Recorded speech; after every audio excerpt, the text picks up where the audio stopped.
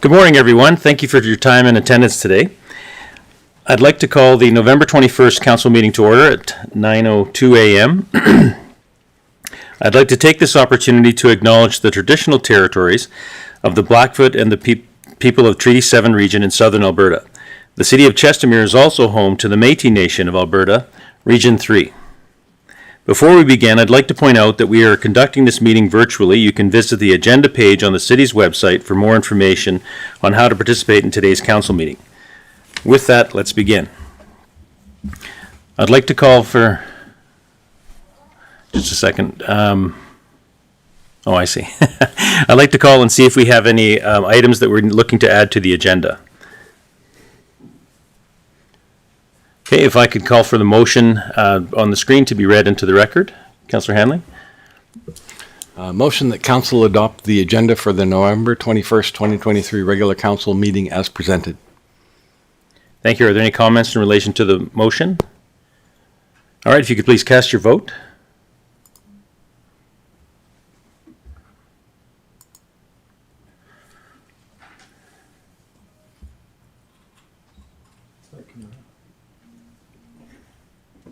Oops. Get you out of settings. Try and cast your vote.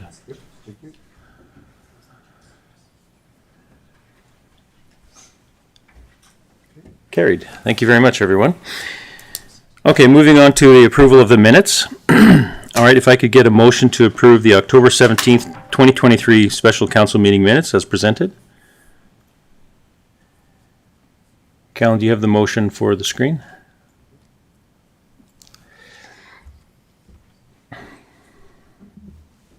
Councillor Hanley?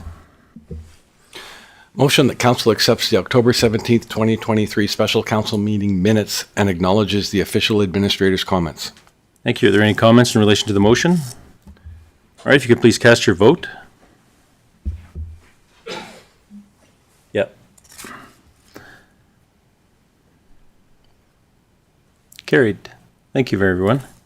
Okay, moving on to item number 3.2 on our agenda, which is if I can get a motion for the October 31st, 2023 regular council meeting minutes. Councillor Hanley? Motion that council accept the October 31st, 2023 regular council meeting minutes and acknowledges the official administrator's comments. Thank you. Are there any comments in relation to the motion on the floor? Councillor Dean?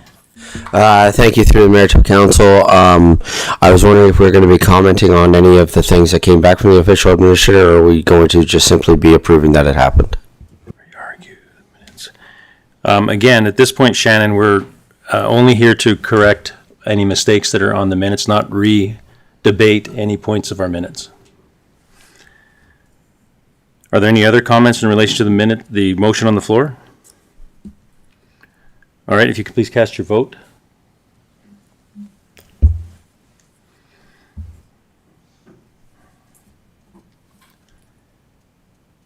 Carried. Thank you. Okay, moving on to item 3.3, which is the November 14th, 2023 regular council meeting minutes. If I can get these read into the record. Councillor Hanley? Motion that council accepts the November 14th, 2023 regular council meeting minutes and acknowledges the official administrator's comments. Thank you. Are there any corrections in regards to the motion on the floor? All right, if I could please cast your vote.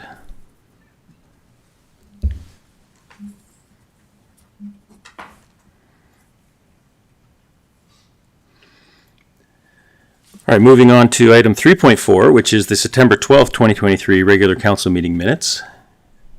If we can get a motion to accept those minutes.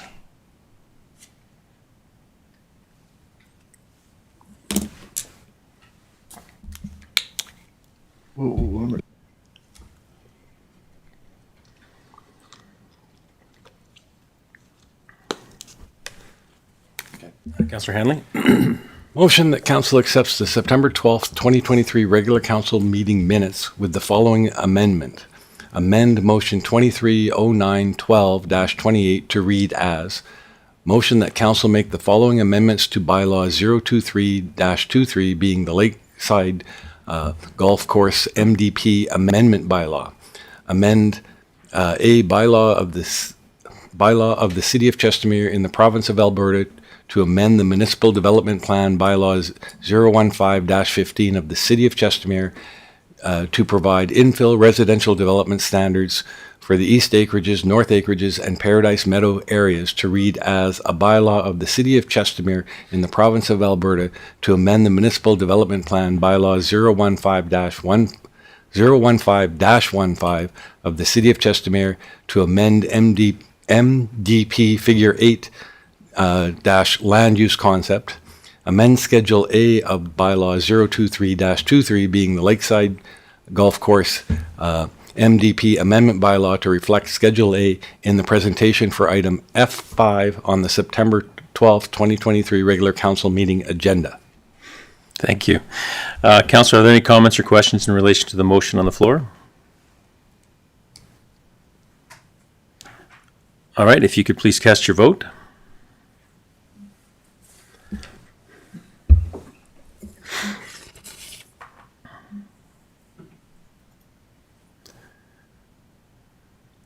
Carried, thank you. Okay, moving on to our balance of our agenda. We've got our first item on the agenda is item 5.1, which is the Clearwater Park Lighthouse Public Art Development Permit presented by Terrence Santiano. Good morning. I was like, Santiano? That's right. I've heard worse. I have my gym teacher calling me different things. That was perfect. Thank you. Good morning, Mayor. Good morning, councilors. I hope you guys are having a great day so far. I'm bringing before you a development permit, a request for a decision on a development permit application for a lighthouse structure, a public art structure in Clearwater Park.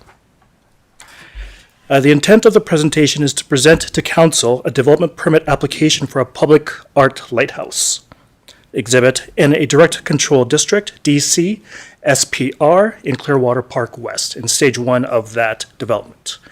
The motion being requested today is if council approves DP 22, Public Art Lighthouse, subject to the conditions included in Exhibit A, I believe a copy of which has been distributed to the group. The administration requests that council direct the CAO of the Community and Growth Infrastructure Group to work with administration to review, on behalf of council, issue the development permit. So the proposed development, as I mentioned, is a public art lighthouse. The development for this application, or for the development permit for this application, proposes a 70-foot tall lighthouse landmark. It's going to be a public feature. It's intended to be exhibit only. The lighthouse will be in appearance only and not operate in its traditional function. It will include, it fits with the design motif chosen for the community, will serve as a prominent community landmark, will establish community identity and sense of belonging for Clearwater Park residents and visitors. On this slide, you see a concept, a very early concept of the lighthouse. The legislative context that administrative used to review and base our recommendations are on the following legislation and policy framework: the Municipal Government Act, the Municipal Development Plan, the Clearwater Park Area Structure Plan, the Clearwater Park Stage 1 Outline Plan, and the City of Chestermere Land Use Bylaw. Its general location is in Clearwater Park. It's just south of Township Road 241, and it's south of an extension of Chestermere Boulevard on the east side of Highway 1. And its general location is shown on this slide. The current land use is a direct control, as I mentioned, a direct control special purpose recreational district. And it's seen at that location there, south of Chestermere Boulevard and Clearwater Drive. So if I may, I will briefly describe what a direct control district is and why it is required for this particular development. So direct control districts assign unique land use to parcels that, due to distinctive features or inventive designs, necessitate specific regulations not found in standard land use districts. DC districts are regulated through Section 641 of the Municipal Government Act and the municipality's our land use bylaw. So why was a DC required in this particular instance? This district, the current SPR district does not accommodate the public art lighthouse use, and its height exceeded the maximum allowed.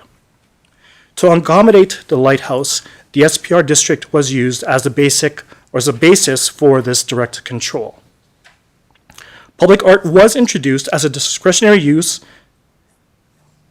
and a height of 30 meters was also included in this direct control district. So essentially, the direct control district was formatted to accommodate this proposed lighthouse use, the use and the height. So why do DCs require council approval? The MGA designates municipal council as the approval authority for direct control districts. As per Section 3.3 of our land use bylaw, council issues decisions on proposed developments in DC districts unless otherwise stated or where council has delegated this authority.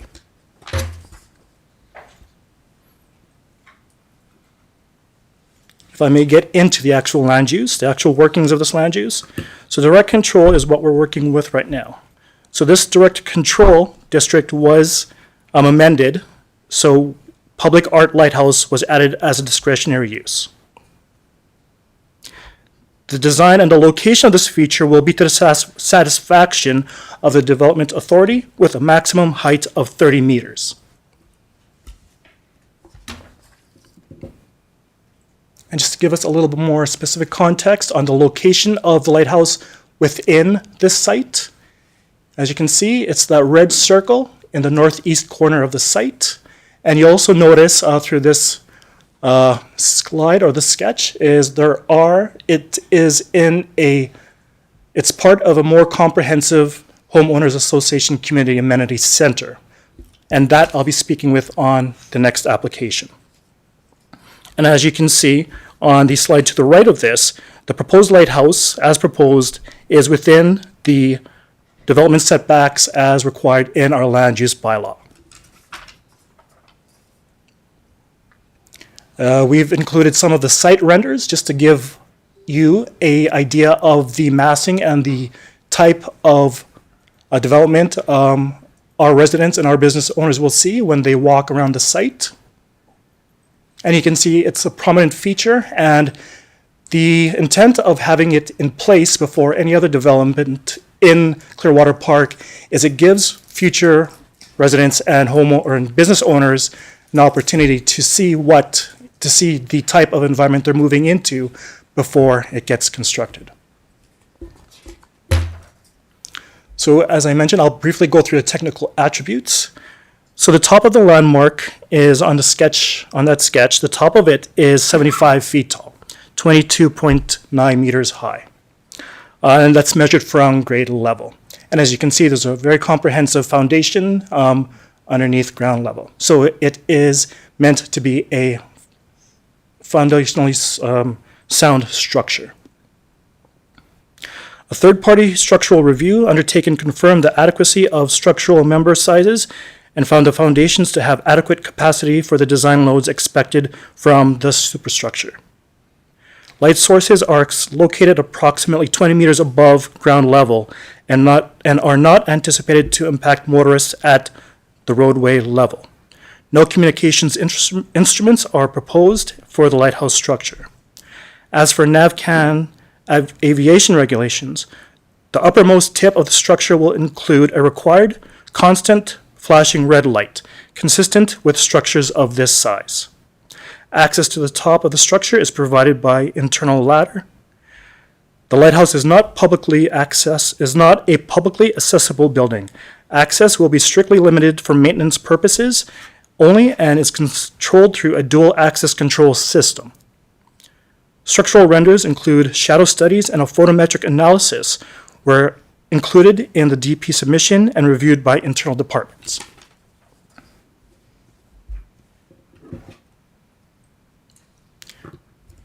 policy and regulatory alignment. So these are the policies and the legislation that were measured against this proposed development. So the proposed development aligns with the Chestermere MDP, and I'll skim through these in terms of design and urban design. The city should improve entryways and gateways to the city centers, and neighborhoods through the establishment of urban design guidelines that include spatial features such as lighting, enhanced landscaping, public art, and signage that enhance Chestermere as a whole. It aligns well with the Clearwater Park Area Structure Plan. Central to new development, the Clearwater Park planning framework will reference the city's landscape guidelines to define and focus attention on prominent features, entrances, activity areas, buildings, and landmark features, which this acts as. Clearwater Park Outline Plan, Stage 1 Outline Plan. The DC SPR district will be in Stage 1 neighborhood node and will provide a central place for the community to gather and be active. The district will also incorporate a community identification feature, which will be developed at the same time as the clubhouse. And there's a key policy within that outline plan. The lighthouse feature shall be contained in its entirety within the proposed homeowners association, community association site.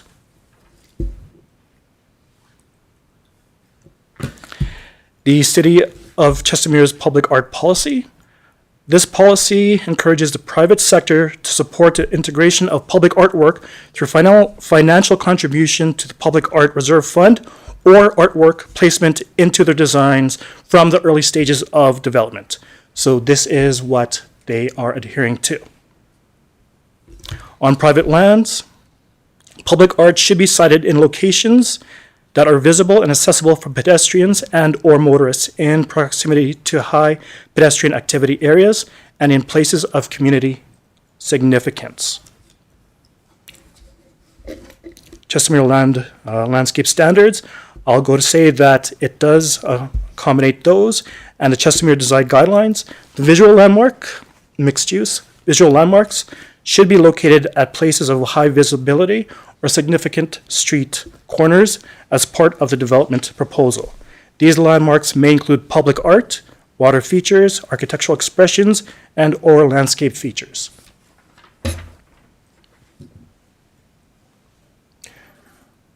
So today, administration is asking and proposing the three options to council for this decision.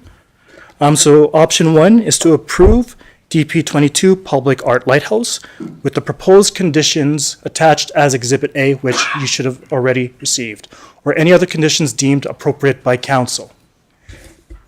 Option 2, table this development permit and request further information from administration as determined by council to be provided in a subsequent meeting of council. Or option 3, refuse this development permit, DP22, Public Art Lighthouse, and cite reasons for the refusal into the minutes of the record. Administrative recommendation. If council approves this development permit, DP22, Public Art Lighthouse, subject to the conditions included in Exhibit A, administration requests that council direct the CAO of the CGI Group to work with administration to review and issue a final approved development permit.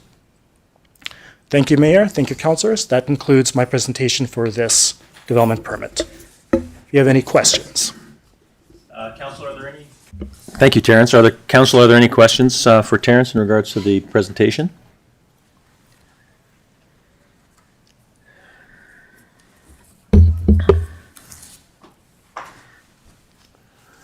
Seeing none, hearing none, I guess that sums that up. Callan, do you have the motions that are requested of council? Councillor Funk? I'm just wondering if everybody's a little bit,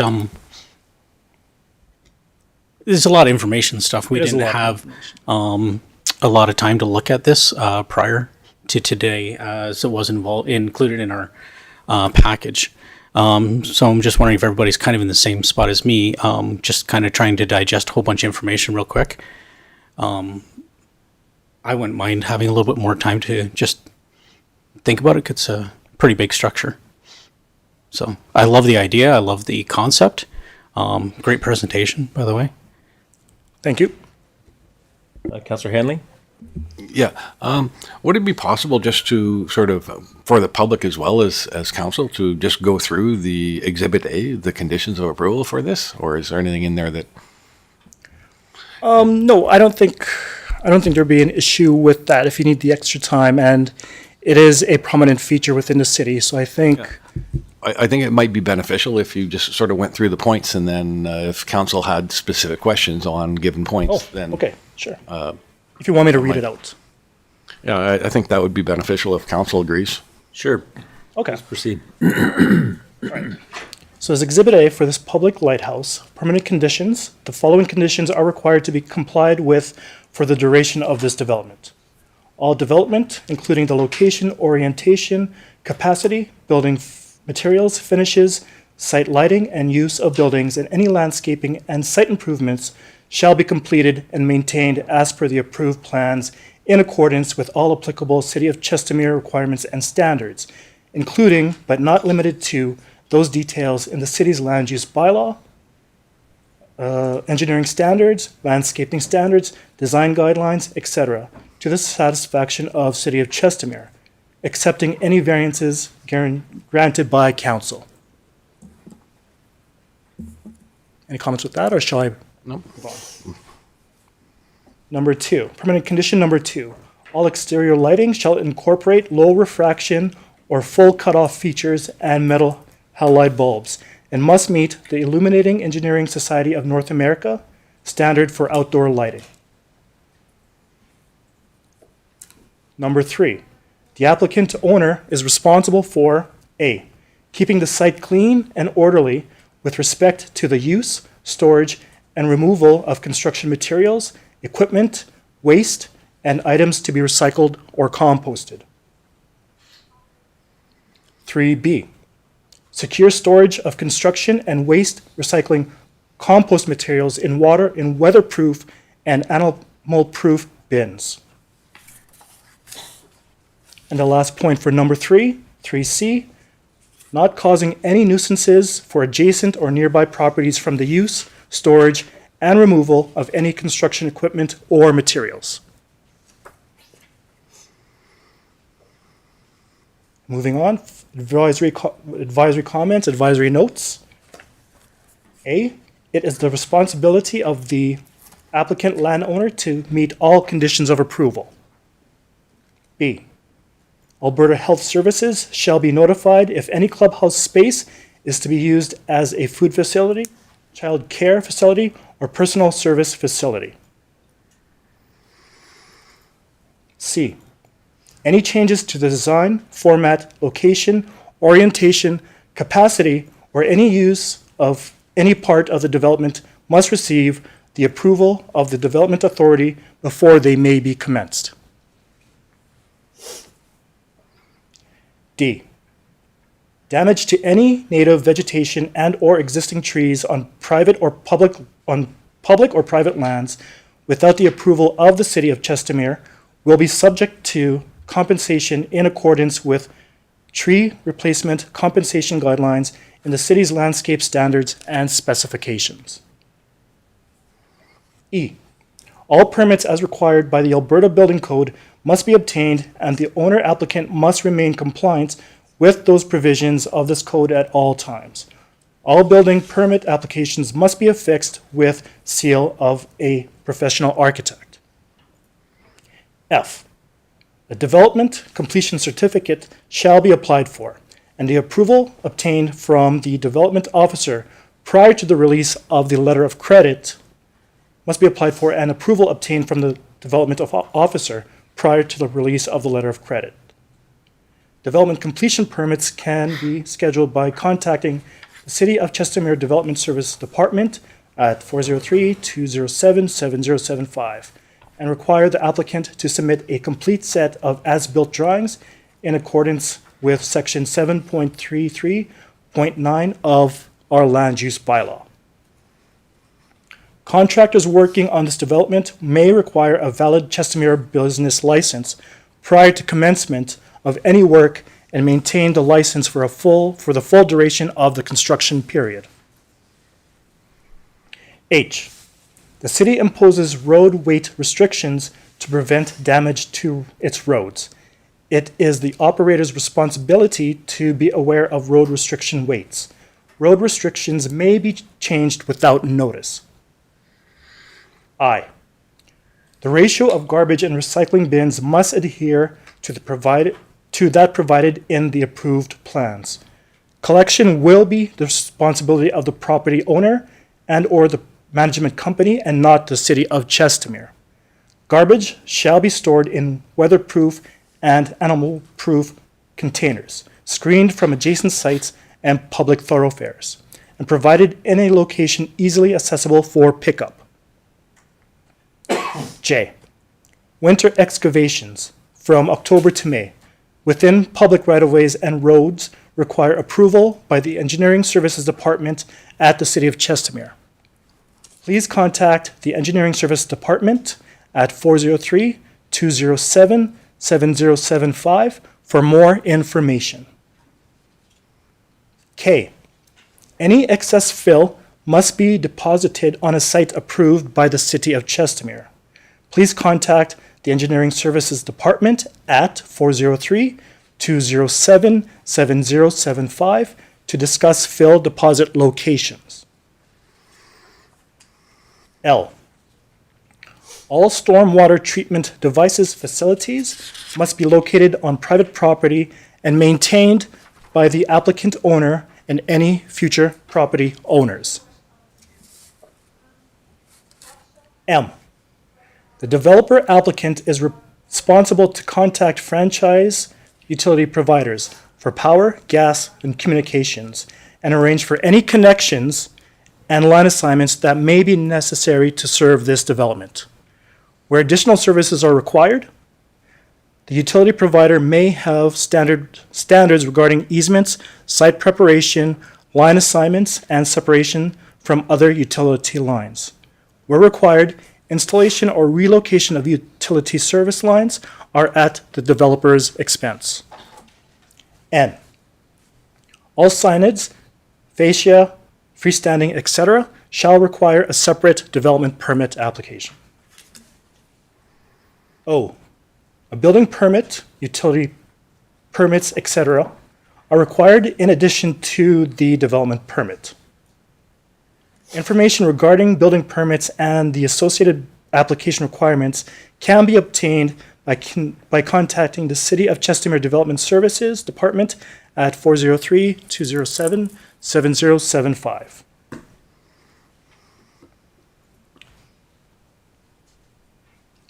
Do you mind scrolling down, Colin? Sorry. P. Encroachments into a utility right-of-way owned by the city are forbidden above or below grade unless otherwise approved by the City of Chestermere. Next page. That's actually the end of our. That's the end of it? Yeah, those. Seems like there's a lot. Yeah, no, that's good.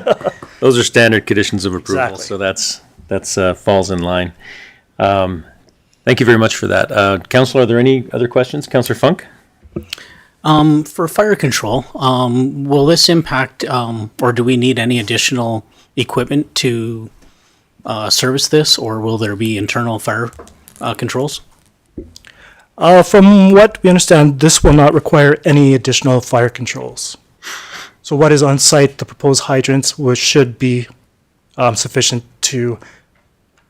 for fire protection on this particular development permit. Okay. And our fire department has applicable equipment for this size of structure? That is a good. So they would Yep. have reviewed this. Yeah, they would have reviewed this and they would have made that comment, but they haven't made a comment that it wouldn't be serviceable.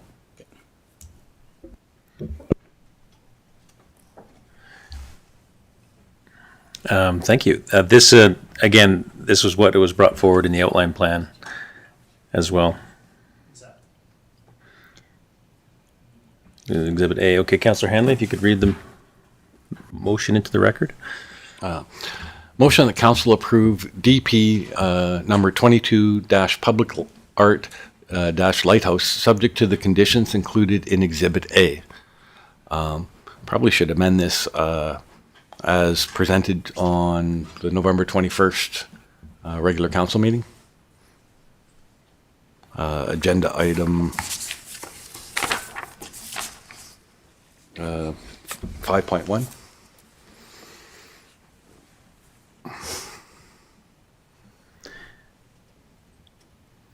Okay, Councillor Hanley, if you could restate.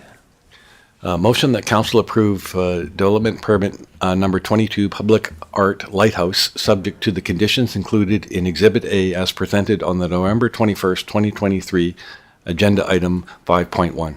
Thank you. Are there any comments in relation to the motion on the floor? Councillor Dean? Yes, thank you. Through council, while I wish, because this has not been attached in our original package and we were given this morning, I wish we had had the opportunity to discuss whether we were tabling this motion, as Councillor Funk had suggested. So at this time, I'm not prepared to support, just given the fact that I'm seeing this for the first time this morning. Okay, are there any other questions in relation to the motion on the floor? Okay, if you could please cast your vote.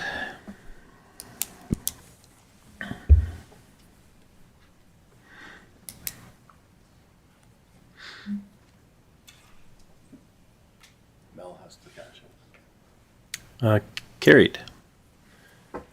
Thank you. Okay, moving on to item number 5.2, Clearwater Park CWP Homeowners Association. Development permit presented again by Terrence Santiano. Good morning again. You and Mayor, fellow councilors. So this presentation is for a homeowners association, the more comprehensive development intended for this site. So a lot of the slides in both presentations are duplicate. So I'll skip over a lot of the slides and get to the meat of this matter. But I'll introduce our agenda. So the title is for a development permit application for a homeowners association amenity center. The intent of this presentation is to present to council a development permit application for a homeowners association amenity center in a direct control district, DC, SPR, in Clearwater Park West. The motion being requested today is if council approves DP 22 HOA, subject to the conditions included in Exhibit A, administration requests that council. We're just looking for approval. That needs to be updated To match the other one. that council. We can get to that one Yeah. at the end. Sorry. Request that council provide a approval decision on behalf of this development permit application. So the proposed development is a HOA amenity center, and it's the more comprehensive development on the same site as the lighthouse. The HOA Board of Directors will provide, and I'll get into the proposed development, the HOA Board of Directors will provide maintenance for open space features, amenities through an optional amenities agreement, an OAA. The Homeowners Association Amenity Center will form part of Clearwater Park West Stage 1 neighborhood node and will offer a clubhouse-type building, which is approximately 18,000 square feet. 2 athletic play areas, a nature-inspired meeting space, and a structured playground will cater to diverse recreational preferences of our city. On-site parking is provided. The Public Art Lighthouse feature is situated within the HOA in its northeast corner.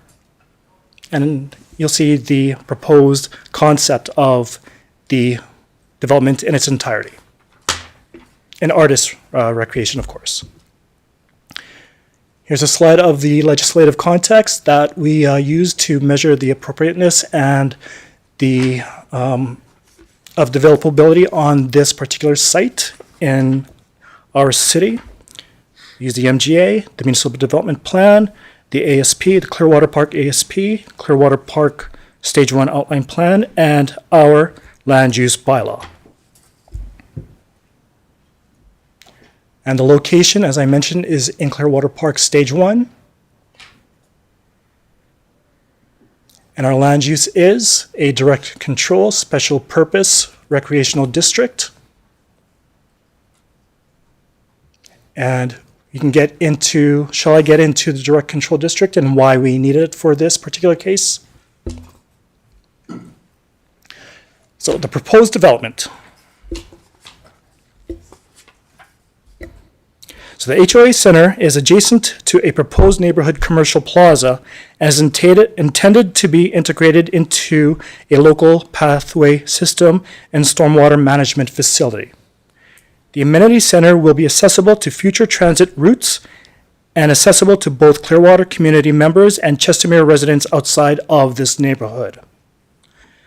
The proposed clubhouse amenities, and the proposed clubhouse is that darker gray structure in the lower southeast corner of that site. The proposed clubhouse amenities may include interior amenities such as a party, multi-purpose room, community kitchen, a gymnasium, fitness facility, a pool, a library, a lounge, a skate room, change facilities, and administrative office. Exterior amenities may include fire pits and lounging space, play area, multi-purpose sports courts, tennis, pickleball, etc., ice rink and basketball courts, and an outdoor patio.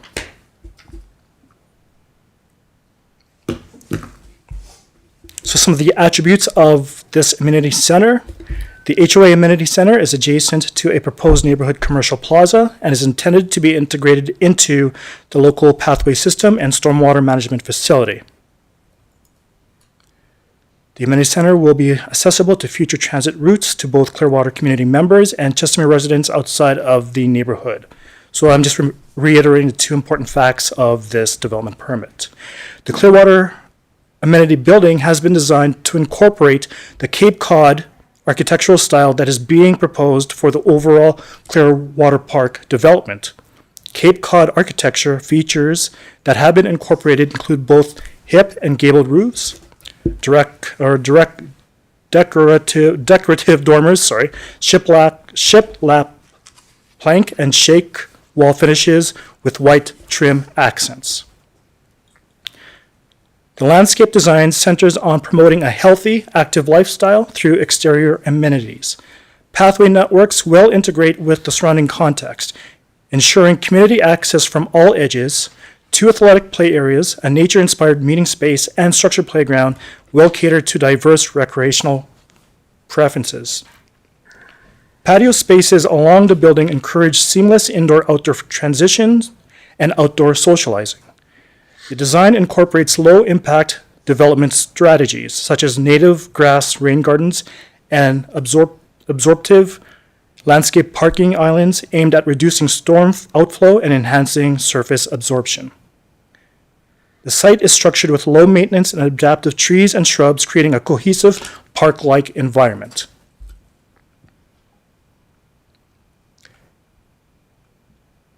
And here's a summary of the policy and regulatory framework that we used to evaluate this development permit. So as the previous development permit, we measured it against the municipal development plan, the area structure plan, the outline plan, the landscape standards, the city's landscape standards, and the city's design guidelines. And we feel that this proposed development aligns with these policy frameworks well, similar to the lighthouse. Shall I go over these as I did with the lighthouse?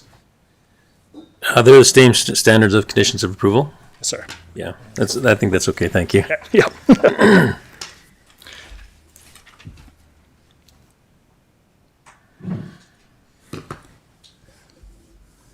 So that ends the main part of my presentation. So I present the opportunity to council with three options.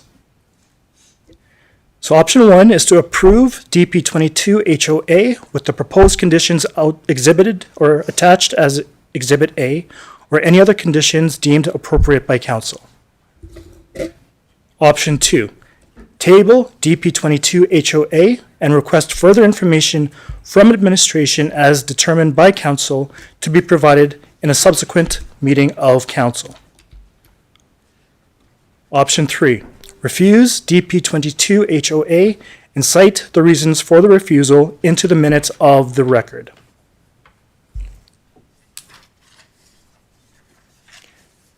And our recommendation. Yeah, so it looks like this, this PowerPoint presentation may not have been updated with the latest one. So if you would go back to the three options, firstly, it would simply, the option number 3 would simply end in refuse DP 22 HOA. The citing the reasons was an older protocol that the city used to use and no longer does. So we updated that just to end at HOA. And then in terms of the motion that we're looking for, it would be the same as the one prior. If you could go forward one slide. Yeah, it would just end after Exhibit A, and then you would amend it with the language you did previously about it being, I guess, 5.2 in the agenda This package. would be 5.2 now.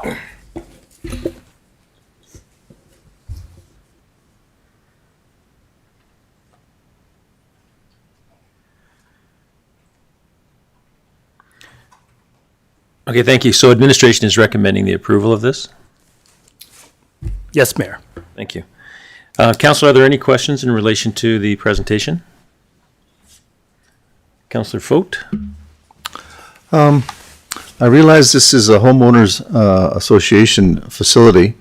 Is there going to be a room for other people, the rest of Chestermere, being able to use it? Your pool is going to create quite a little controversy.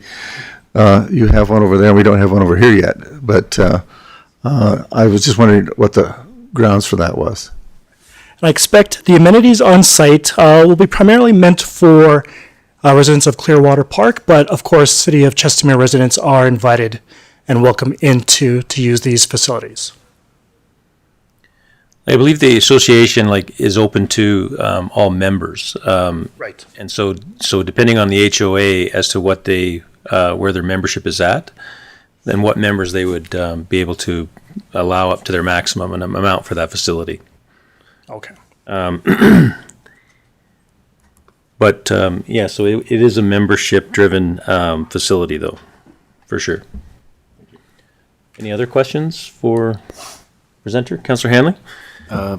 Just a comment more than anything else, I think, on in the specific site conditions, just like the lighthouse.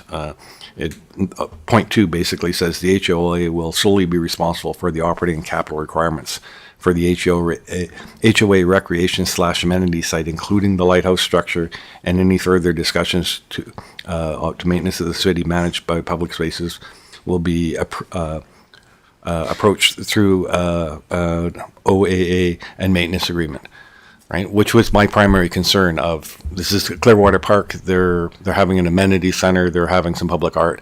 I wanted to make sure that the city had no liabilities for these, that all costs, operating costs and stuff like that, nobody's going to be coming back to us looking for money to support these afterwards. And that is open to, all of the residents of the city, as was indicated in the report. Through the chair, to Councillor.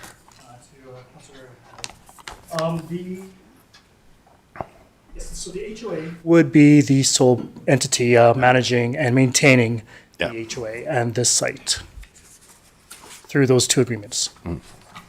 Excellent. Councillor Dean? Yes, thank you through the mayor to all of council. I again would like to see us table this with more information, especially with the questions that are coming around in regards to the HOA. I'd like to know things about what the membership's the structure is going to look like. How does one become a member if you're not living outside Clearwater Park? Is membership automatic? What are the fees going to look like for those residents going in there? Just details around, and especially then also around that usage of the facilities that are there, given that it is a member driven. What does that look like within our city? Councillor Funk?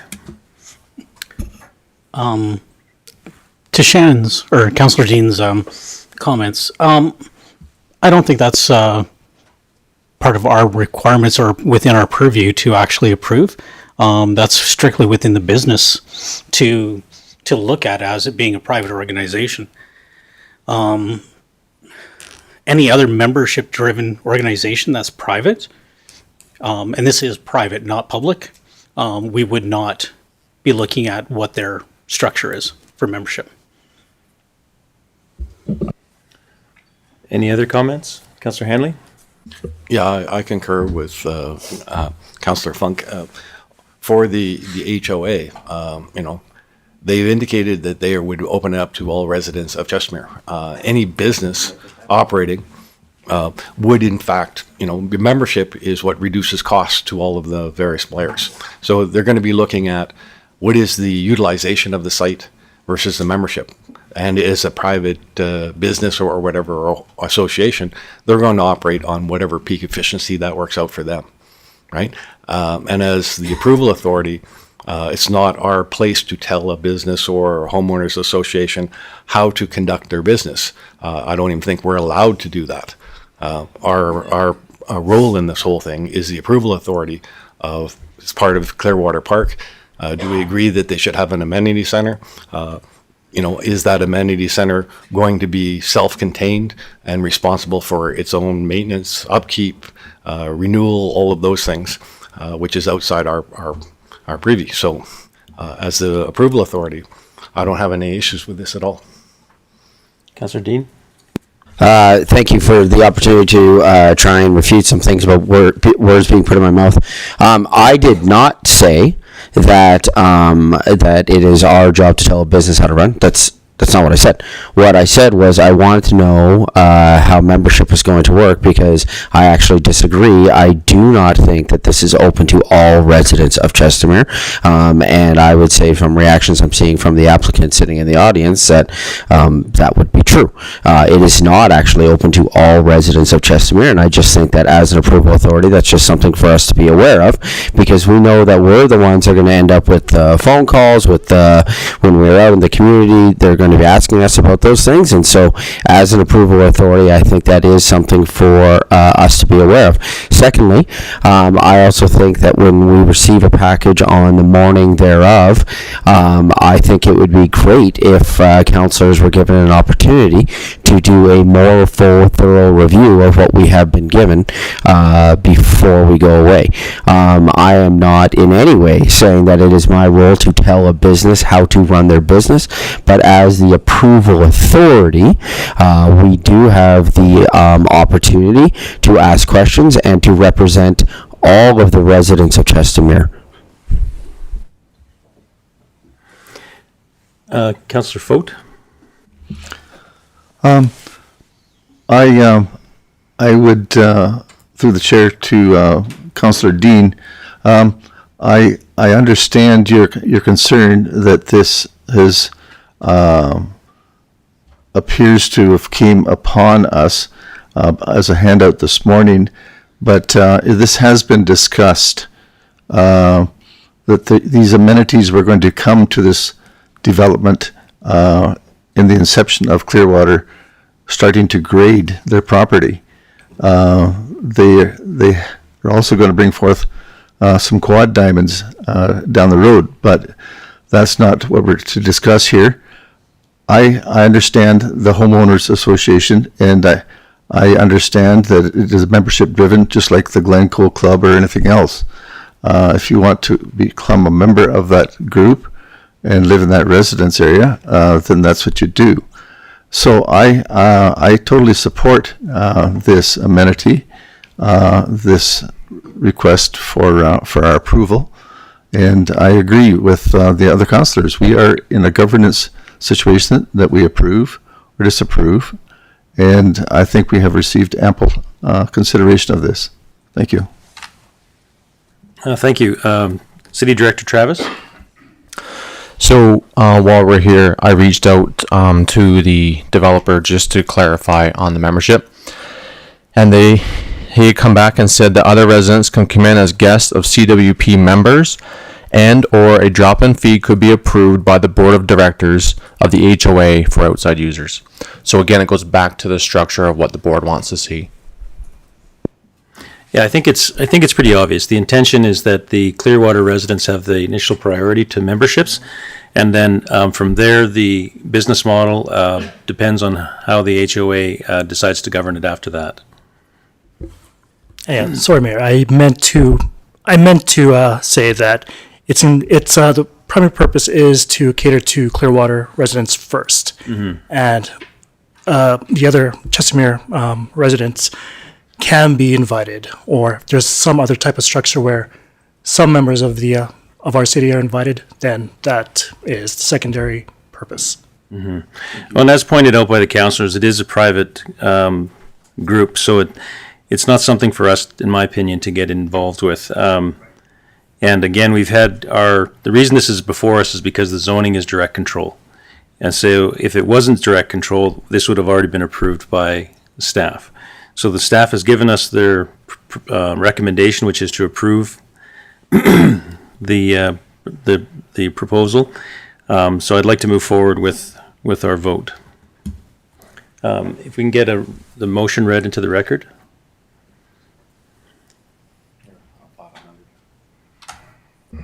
Councillor Hanley? Motion that council approves development permit number 22-HOA subject to the conditions included in Exhibit A from the November 21st, 2023 regular council meeting agenda item 5.2. Thank you. Are there any comments in relation to the motion? Okay, if you could please cast your vote.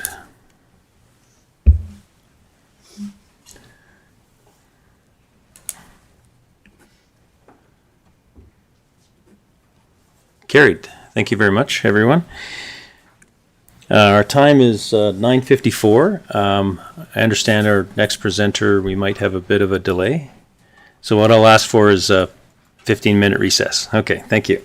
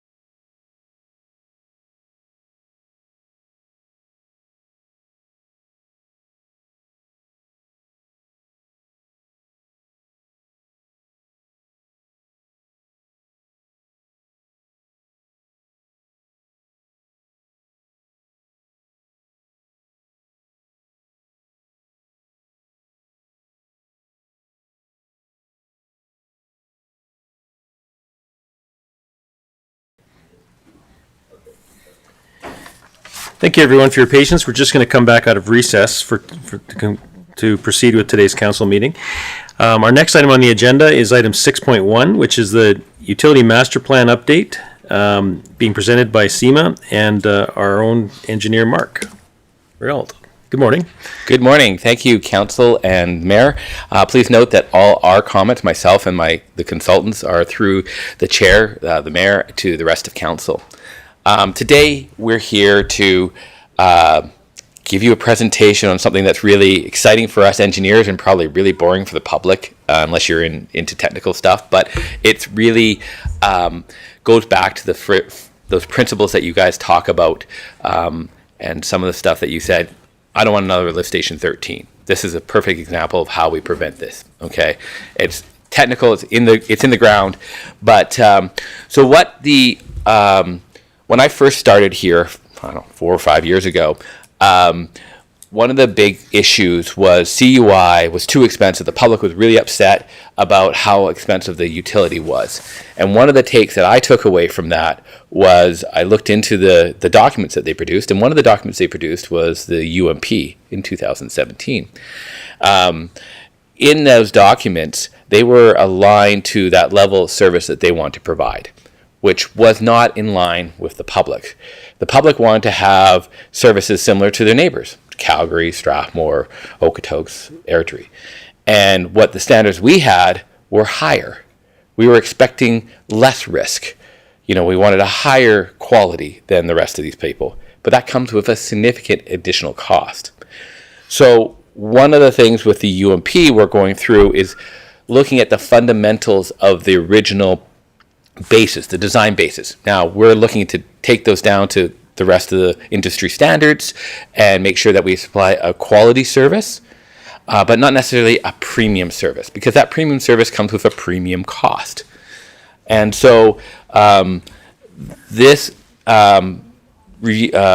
presentation by SEMA will go into some of those elements, and it'll be a little bit technical, but at the end of the day, it really shows the difference here and what we're looking at.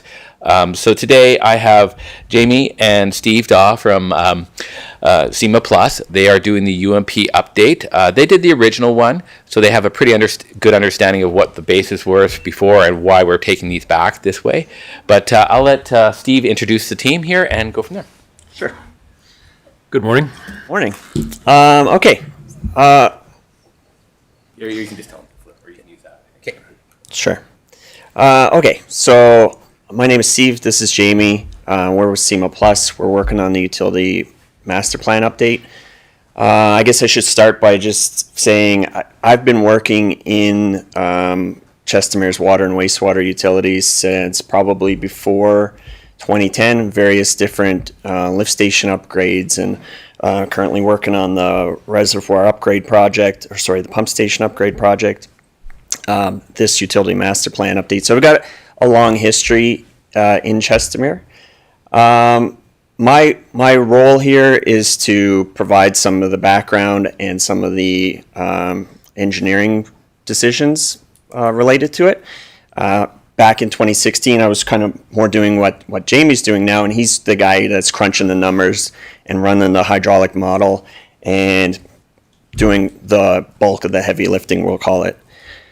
The goal of this UMP is to kind of build on the last one, but to use historical data from our facilities in a way that will help us better understand what the projected water demands and wastewater generation rates can be. Previously, we tried to dig into that. We didn't have the right tools at the time. We used some engineering standards. We used some provincial standards. We're in a position right now where we collect data from a lot of the facilities at fast intervals, 10-second intervals or so. So we can really dial in and look at what peak hour demands look like. We can look at what happens when it rains, and we can come up with a set of criteria that's specific to Chestermere. We've been kind of working on this for about 8 weeks or so. The goal today is to kind of just demonstrate our progress. We're at a place where we are ready to set the criteria and then move forward with the rest of the report where we can project out what those projects are going to look like and what the capital plan might look like in the next 25 years. So with that, I'll turn it over to Jamie, and there's going to be a lot of numbers here. Jamie is a numbers guy, but he's going to try to keep it on the high level. Feel free to jump in with any questions as we move along. I may do the same. And then, we'll go from there. Sure. So just a bit of an agenda for this presentation here. This is broken down into two major components: the water supply and distribution system, and wastewater collection and conveyance system. So water reservoirs, pump stations, wastewater gravity lines, and lift stations. The major items that we're touching on is we're proposing for our design standards, revise the water usage per person, revise the reservoir storage requirements, and do some updates to some of the level of service requirements with available fire flow. For wastewater, again, we're revising the wastewater generation rates per person. We're proposing to move the computer modeling to a time-based version of modeling, which I'll kind of touch base on more in that section. With that is a change in the methodology of how we assess peak flows entering into the system to have a more realistic approach to it versus very conservative approaches, and a revision on how the design criteria for developers and their engineers with respects to subdivisions.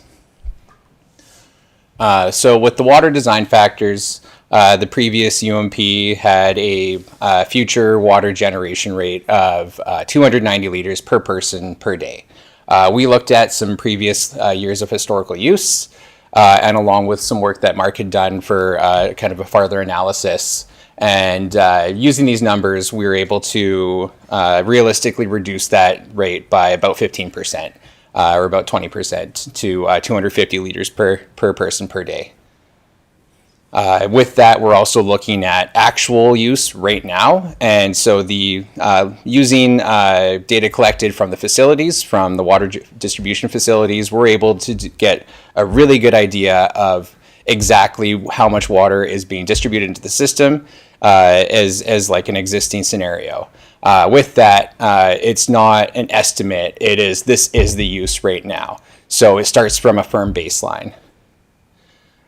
So that's So the benefits of that is this is going to have a pretty big reduction, or at least a measurable reduction in future demands, which means the existing capacity that we have right now, particularly with these water transfer station upgrades, are going to go farther.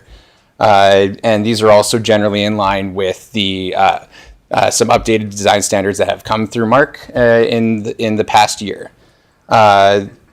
As part of this, something that we're trying to touch on is that we're proposing to take on a slightly higher level of risk for great benefit, for reducing capital costs, for reducing project timelines, and increasing available system capacity.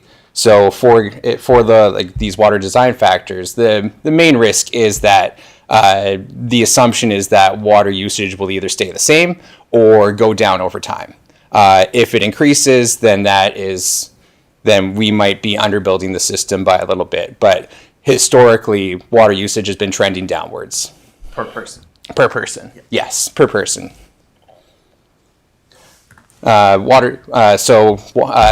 City of Chestermere is supplied by two water lines from the City of Calgary, one along 17th Ave and one from the south. One's a very large line with a large capacity. One's a smaller line with about half of the available capacity. In the last year or two, that smaller line has been the available capacity on it has been increased by about 30% through some agreements with the City of Calgary. We just had some kind of projections for when those when the available supply we have from Calgary will run out. With current agreements, that's a population of about 58,000 people, and with actual capacity limitations, with the share between Strathmore, Rocky View, and Chestermere, that's about 72,000 people. So far away in the future, but there's kind of a timeline with that. Nothing is changing for the previous UMP for what the water supply should be able to provide. This is max day demand. So max day demand is just the highest demand day, usually sometime in the summer during the year. So the water supply should at least be able to supply that. There's no change here. So not much to discuss with risk. The risk is if the water supply is disturbed in some way. If we say there's a break in the large water main, then we don't have water. So that gets mitigated to an extent through having additional capacity in the storage reservoirs. And so that's kind of the next point of discussion here. The previous UMP used, it was kind of a two-part assessment of the storage reservoirs to ensure some level of redundancy. The first is using Alberta environment standards for storage calculations, which are more suitable for smaller communities because their storage requirements are largely driven through fire flow, where demand takes a backseat to that. For larger communities, which Chestermere is now part of, that demand is a greater portion of it. So City of Calgary, City of Airdrie, both use just for the baseline requirement, 1 times the average day demand for storage volume. So if your water supply cuts off, you have at least 1 day. The other factor of this was to ensure some level of redundancy to reduce the level of risk is to have additional storage requirement where if the largest line went out of service, then if the demand is greater than the smaller line, so at the time it was 110 liters per second, if the demand was greater than that, then the requirement was to be 3 times the difference between the demand and the capacity of the smaller pipe. So basically you get what is effectively 3 days of service out of that while you're repairing that line. What we're proposing is to step that back to 2 times the difference. And so what this effectively gives us is 2 days at average day demand in the storage reservoirs. This is in line with the town of Strathmore, which is kind of the closest community. They're on the same water supply. They have 1 line, so their storage reservoirs are 2 times average day demand. We're considering the fact that we have 2 lines, and there is some redundancy there. So this chart here just shows the difference between the storage calculations from the previous UMP and what we're proposing now. The gray is the old UMP, the green is the new one. So where the line gets really steep there, that's where the capacity, that's where the demand is greater than the smaller line's capacity. So that's where it really starts to ramp up. So at a population of 50,000 people, these new criteria result in just about half of the storage requirements. Building storage reservoirs are very expensive. They're about $1,500 per cubic meter, and we're talking tens of thousands of cubic meters in the future. So just to summarize that, this brings us up to what is effectively 2 times average day demand, consistent with other similar municipalities. The risk that we do take on is there is slightly less redundancy in the system if we have a main break, but this is still in line with general engineering standards, and this can be further mitigated if we can acquire more capacity from the smaller line. This might be possible as Calgary extends out to the east, but that's an unknown at this time. Level of service requirements. This is just the pressures and flows through the system. So what the pump station is putting out and what results in the pressure that you receive at your home. We're proposing no changes from the previous UMP. These are pretty standard across pretty much all municipalities in Alberta. So there was no intent to change these. They don't really impact infrastructure. Available fire flow requirements. There's different fire flow requirements for different land uses. Single family homes are quite a bit smaller than big multifamily homes or large rec centers or what have you. The only change here is from the previous UMP in what we call ICI land uses, institutional, commercial, and industrial. Had a fire flow requirement of 300 liters per second, which is quite large. That's being reduced to 200, which was kind of a measure that was taken shortly after the UMP was implemented, and we're just kind of firming that up in the design standards. Now, there's the risk with this is that if you have exceptionally large developments, like say there's a large industrial area that ends up getting planned or a really large rec center, that might not be an adequate amount of flow or not. So anything that's kind of outside of like what's standard to be built here, what we're calling exceptional developments, like a very large rec center, should be assessed under the fire underrated survey. And that should be part of the development process. And so basically that just means that all the different factors, the size of the building, the height, the construction, and what sort of fire suppression systems they have or they're proposing need to all be considered to see if what the town can provide is adequate. And if not, they have to basically provide their own fire protection services or system, I guess. That can be a small individual reservoir with their own fire pump, what have you. Wastewater design factors. Again, we went back and looked at the generation rate per person. Historically, this was a smaller change from previous. We went from 250 liters per person per day to 240. But where the real gains here are how we actually look at peak flows. So the way flows enter the system are not just a steady line. It's not just a steady flow. They go down overnight and they get up during the day. There's usually two peaks during a day, when everybody wakes up to go to work and when everybody comes home, cooks dinner, showers, etc. Previous UMP, which is as per Alberta environment standards, didn't really take that into consideration and used an empirical formula for calculating peak flows.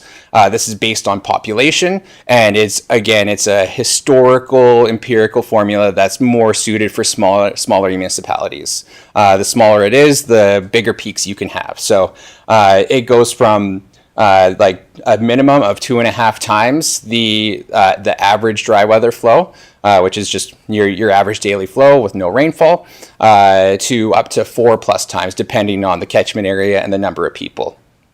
What we're doing is we're actually going to look at the what's called the diurnal pattern, the historical record of flows entering and leaving the lift stations, and seeing what the lows are and what the highs are during the day. And for each lift station, creating its own peaking factor. And by switching to a time-based model, we can actually model the day as it goes along. The lows through the day, the highs through the day. So this is just, this graph here shows just average, the average day expressed as a multiplier of average flow over a couple different scenarios, weekends, etc. And so what would have been at least, what would have been at least 2.5 times the average flow, this shows it's under 1.5 times.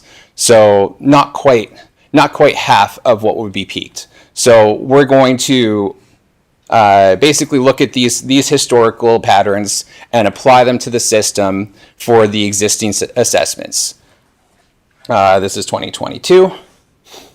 And so what this results in is when we look at the same, we looked at 2020 and 2022, and we looked at the average flow, and those are the same on the columns there. And then we looked at what the peaking factor would be using the old criteria, and what it would be now using the actual assessment of the data here.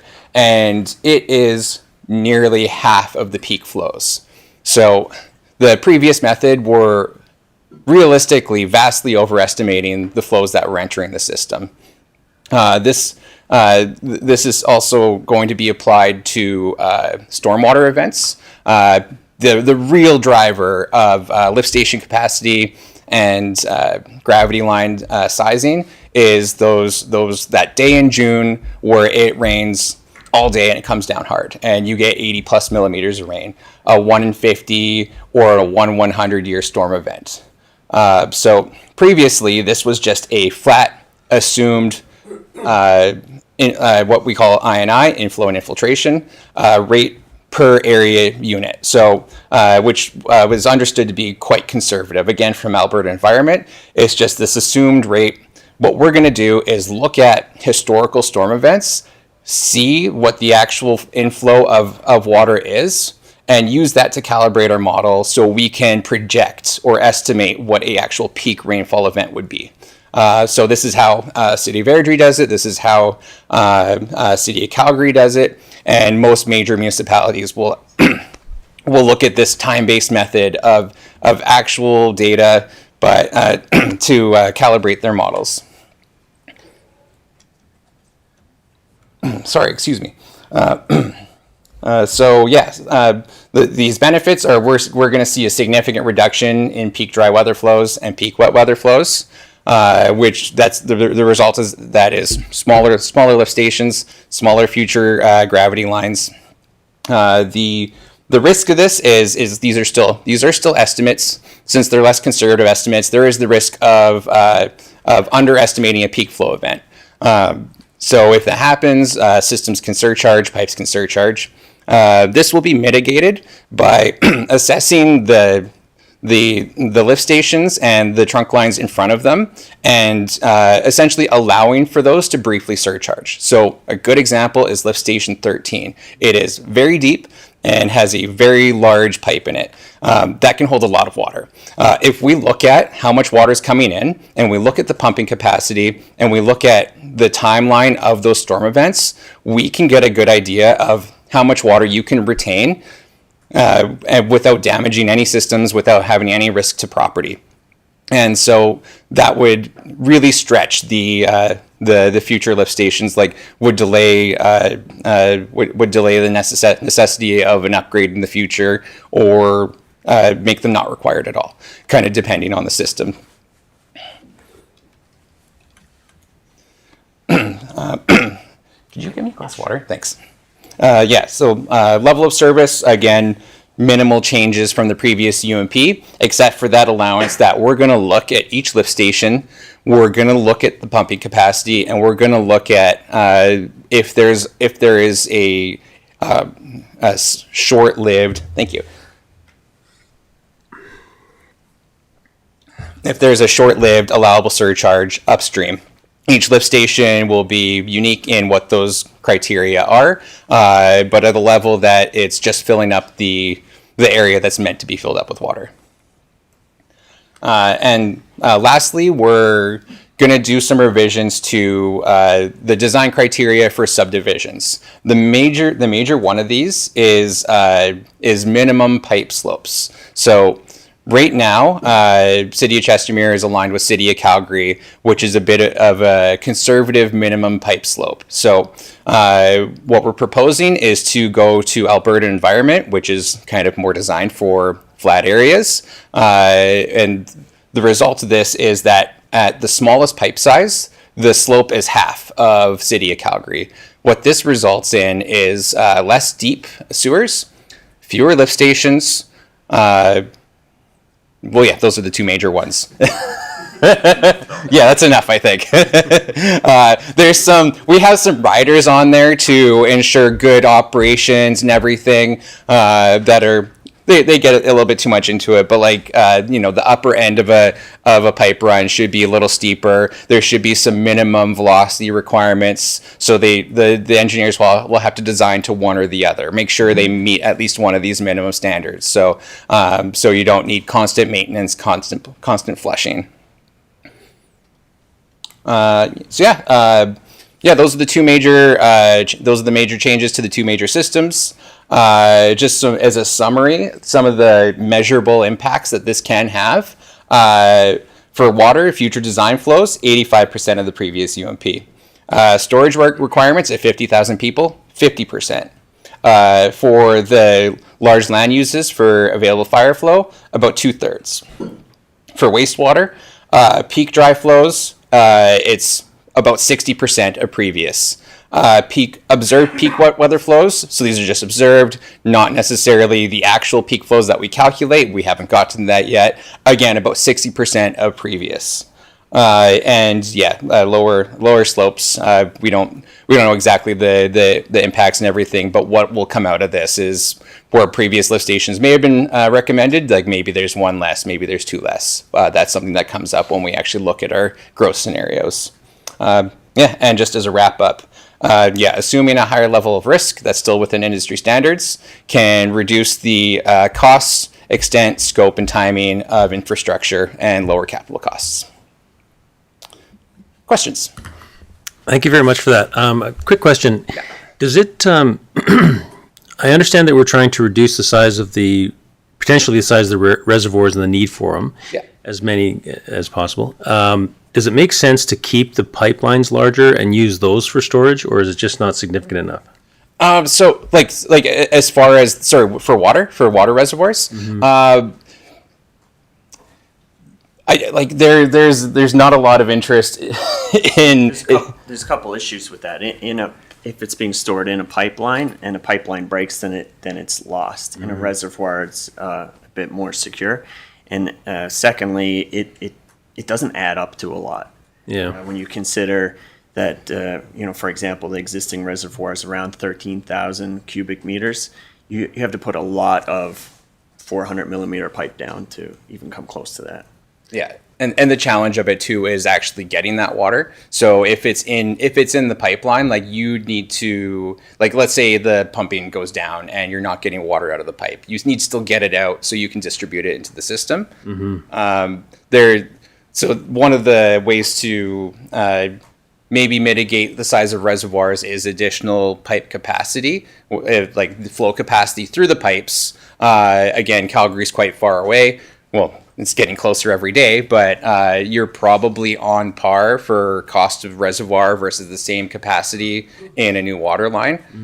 So the idea now is to maximize what we have currently, look for opportunities to expand capacity in the future, and eventually more waterline capacity will be required in that 75,000 people range. And at that point, we can definitely consider like a serious expansion that will really future-proof it and minimize storage requirements.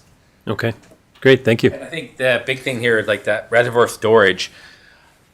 The big thing is it's a delay of we still need a reservoir. It's just delaying it. So basically what this will do is delay our reservoir by 10 years. So in our offsite levy, for every year that's in the model advanced, it's 4%. So do the math, that's 40% we'll take out of that. Say it's a $10 million reservoir, we're taking $4 million out of the offsite levy by just delaying it 10 years. So that will affect the rates. Excellent. Councillor Narayan. Thank you, and through the chair. It's a very good presentation, by the way. Very informative. I've got a hypothetical, and I'm looking at a water storage requirements slide. And I was thinking about the incident that happened in Cochrane just a few weeks ago with the line damage. Now, how prepared would Chestermere be, if something like that were to happen here in the context of water storage? That is a good question. The difference, I guess, is we've assumed the largest line out of service, right? So that's where that 2 times we'd have 2 days to fix, and then we'd go into severe water restrictions, similar to what Cochrane did. But that being said, there's going to be a lot of pressure if the ECRW gets hit, because it's not just us. Like Strathmore is on a 2-day average day. They got 2 days. So I will say that when I was the designer on the ECRW, we did a HAZOP. right? A hazard assessment on that. And it was determined that the 2 days was what it would take to repair that, or, do a jumper over it or whatever we need to do to get some water there, right? That risk will decrease with time as Belvedere gets closer, because if it really comes down to it, we'll figure a way to jump across, right? And so there is a risk, and this is one of the issues that what I've been implementing is when anyone's around my critical infrastructure, it's 10 times what they normally would expect. And you'll see me get a little bit upset or heated if you're in any of my emails, and Travis has seen a few of them where someone's actually accidentally touched my critical infrastructure, our critical infrastructure, because of that exact thing. Is we need to be more cautious. So we do treat that critical infrastructures. Those would be the ECRW feed lines, the 300 water line, our lift station 13, our rainbow sanitary trunks, any of these big infrastructures that I don't have a backup. The level of care and duty around that is probably 10 times the expected work of working around a 200 millimeter water line. That's very good. Thank you. Yeah, and I'll just add on to that just a little bit there. So Airdrie, for example, they're supplied from Calgary as well. They have 2 water lines, and they actually just do 1 times average day demand for their storage. So we are still being more conservative than some other municipalities. And their 2 water lines are in the same alignment. No, sorry, that's not true. No, they're not? They're off by about a mile. By about a mile? Oh, okay. Sorry. Yeah. The 2 wastewater lines are right Oh, next that's to what I was each other. thinking of. All right, sorry. Apologize. Yeah, the only other thing, I mean, in specific reference to Cochrane, I don't think that it's really come out what exactly happened there. I mean, we do water systems all the time, and I'd love to know what happened there, because they don't have a water supply from Calgary. They have their own water treatment plant. Anyway, I would love to know. Because they had a sewage problem Yeah, both. and a water problem at the same time? When they were doing the directional, they hit both lines. Both lines.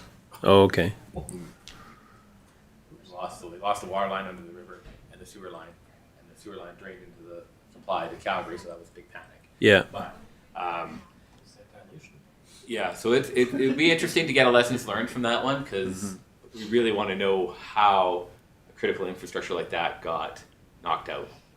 As utility engineers, that's what we like to know. There's also quite a few more challenges repairing a water line that's under a river versus through a grassy plain.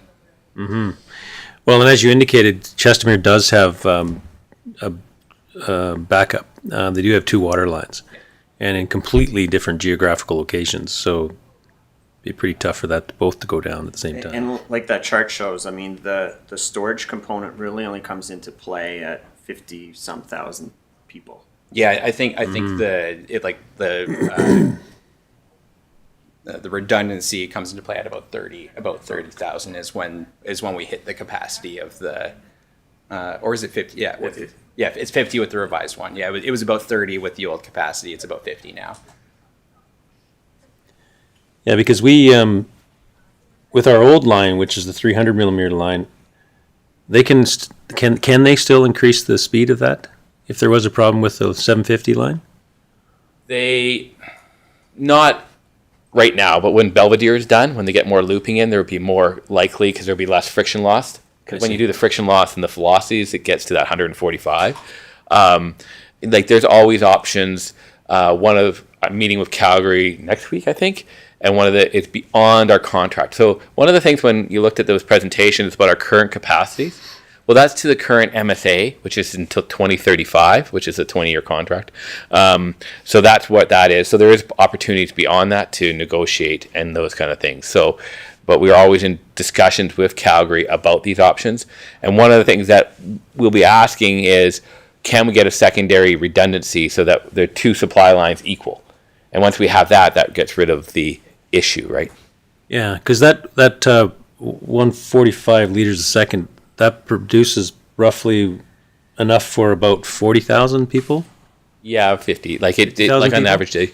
So this is where those other numbers at 250 liters from 290 are big numbers, right? Those are really exciting. And then there's also, I guess, that 110 was what was in the old UMP. That 145 is what we talked about to council about moving that, transferring that water line over. That was part of the deal, right? So that you can see the value that we're getting from Very much so, yeah. Yeah, so given our old line, we could handle up to about 50,000 residents. And our new line obviously is, more than twice the size, 2.5 times the size. So there's not really an urgency today if there was something that went down. Correct. Which is we have nice. more storage right now. We have 13. Never mind our storage, yeah, yeah. Right now we're 6. Yeah. So it would, I mean, there's enough capacity for average day demand. So if this Yeah. happened in July, in a hot week in July, Yeah. then maybe there's a message that goes out that says, hey, let's not water our grass right now. Yeah, And then, but everybody will be just fine. exactly. Okay, great. Councillor Funk? Through the mayor to the presenters. Probably a couple questions. At one point you mentioned, oh, by the way, love the presentation, love the new time-based analysis and stuff. That's great. That's a big change, and Love it too. it's much more More realistic. realistic. Yeah. At one point you mentioned the fire underwriter survey minimum requirements when it comes to commercial and things like that, which also leads me to the question about just basic requirements and who sets minimum requirements. Is it just a industry standard, or is there actual regulated minimum requirements? No, it's there's no baseline that's recommended by the province. We go out on a limb and say it's even within a municipality's purview whether they want to have fire protection or not. So every town you go to in the area will be slightly different. Okay. Airdrie will be different than Chestermere and Canmore and Edmonton. They're all like in the same ballpark, but all slightly different for one reason or another. Almost all of them will refer to this fire underwriter survey. Okay. It goes into detail about how to calculate recommended fire protection, but not only in the amount of water available. It talks about response times from fire departments. It talks about construction materials, firewalls. There's a lot of tools available for a building designer to keep the recommended fire protection below whatever we have available. And 200 liters a second is kind of in the ballpark. I think Airdrie is 235 or something. we're a little more. Canmore's 300, but they have a bevy of huge hotels and really high dense areas. Town of Sylvan Lake only sets a minimum for single family. Everything else is on the developers, engineers under fire under survey. So there's a lot of leeway with the municipality to set their own standards and their own requirements. Okay. So that actually leads right into my second question was, so in regards to commercial, definitely looking at building a new high school in the next couple of years, rec centers, significant commercial growth. Is all of that been planned in? And I know there's forecasts and whatnot, and it's over a number of years and stuff, but was that calculated into the requirements? Yes, and in a broad way. So first off, when I looked at the 300, that's basically downtown Edmonton, downtown Calgary, those towers. That's what you need, right? That's where that comes from, that level. Did a look at a rec center. So Genesis and Airdrie, the Genesis Center, I think it worked out, the fire under is around 220 liters a second. That's what they required. So we'd have to make up 20 if we had that same size, or put some firewall in or something to make that equivalent. So that gives you an idea.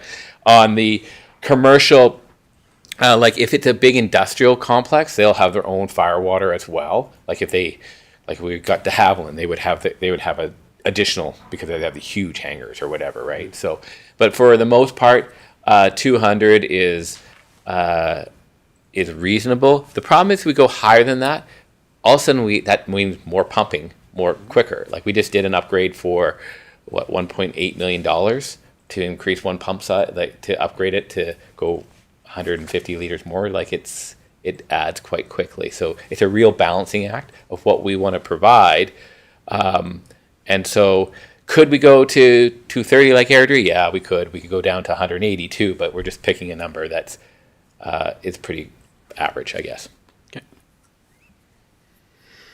All right, well, thank you. Callan, if we could see the motion that we're looking for.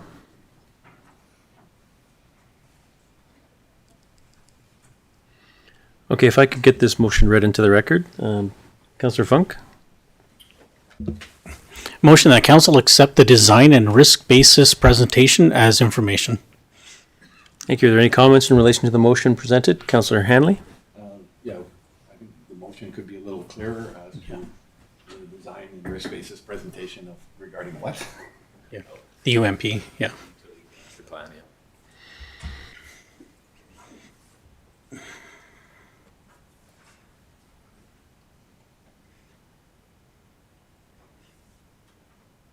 I can restate. Motion that council accept the design and risk basis for the utility master plan presentation as information. Thank you. Are there any comments in regards to the motion on the floor? All right, if you could please cast your vote.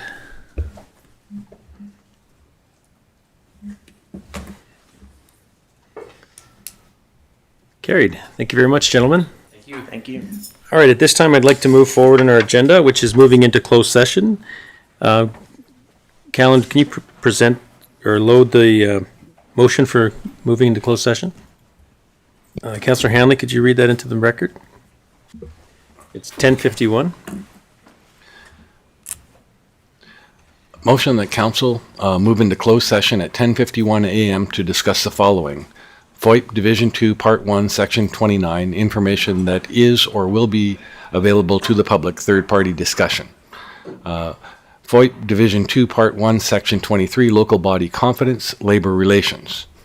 FOIP Division 2, Part 1, Section 25, Disclosure harmful to an economic and other interests of a public body, Lift Station 12. Thank you. Are there any comments in relation to the motion? Please cast your vote.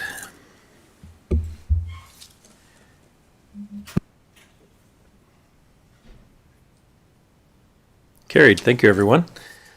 We're in closed camera now.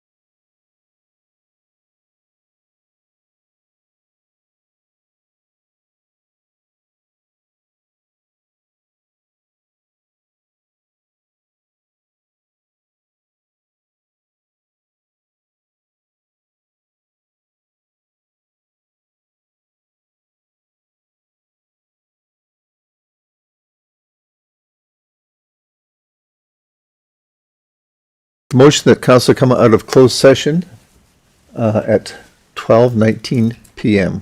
Thank you. If you could cast your vote, please. Just gotta wait a second, it's not up yet. Okay.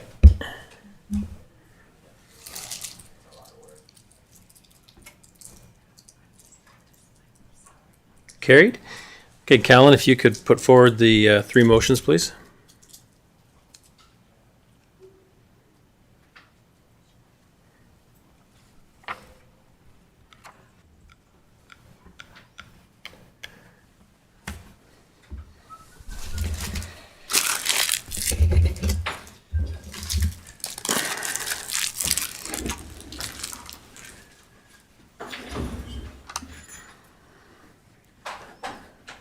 Okay, if I can get Councillor Foat to read the motion, please.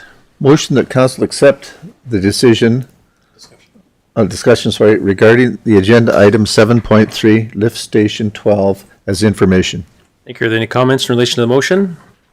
Please cast your vote.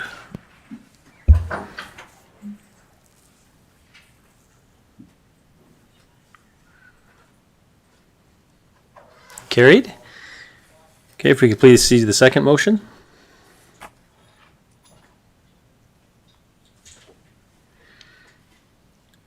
Councillor Foat.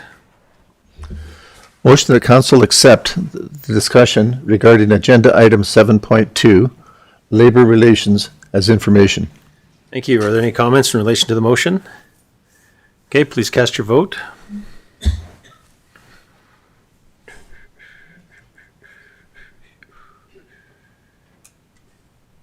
Carried. Thank you.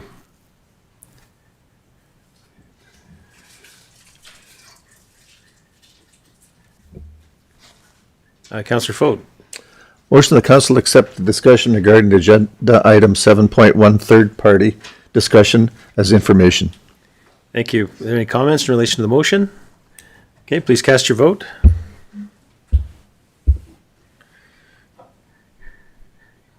Carried. Thank you very much.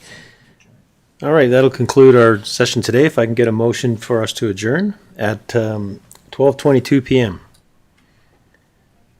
Councillor Foat, you're on a roll. Motion that council adjourn at 12:22 PM. Thank you. All in favor, please vote.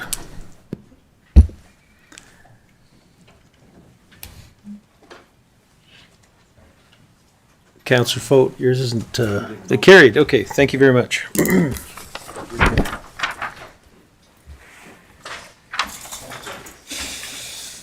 Administration feels left out, we never get to vote on anything.